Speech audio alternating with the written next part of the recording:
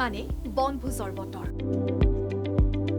শীতৰ আগমনৰ লগে লগে ভিৰ বাঢ়িছে বনভোজস্থলীসমূহত।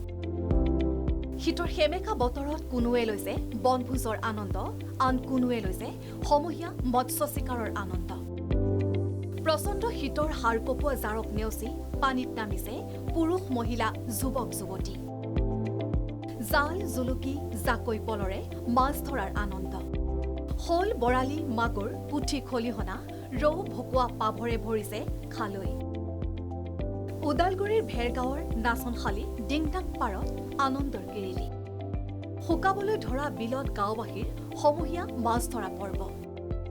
নাচনশালীৰ চিন্তা বিলত ৰৌ ভকুৱা বৰালিৰ উজান দেখি আত্মহাৰা গাঁওবাসী। যোৱাকালিৰ পৰাই আমাৰ খুব প্ৰস্তুতি, আপোনাৰ মেচিন চেচিন লগাই পানীখিনি ইয়াতে সিঁচা গৈছে। এতিয়া এটা বান্ধ হয় একচুৱেলি, তো ইয়াতে সৰু সুৰা বিল বুলি ক'ব পাৰি।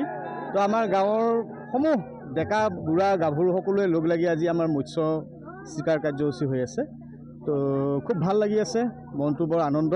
খুব বৰালি মাছ পালোঁ, ৰৌ মিৰ্গা ভকুৱা সকলোবোৰ পাইছোঁ। পুঠি মাছ, আপোনাৰ কপিলা মাছ, যিবিলাক মাছ আমাৰ যিটো নেকি বজাৰলৈকে মানে উপলব্ধ নহয়, সেই মাছবোৰ আমি ইয়াতে পাবলৈ সক্ষম হৈছোঁ।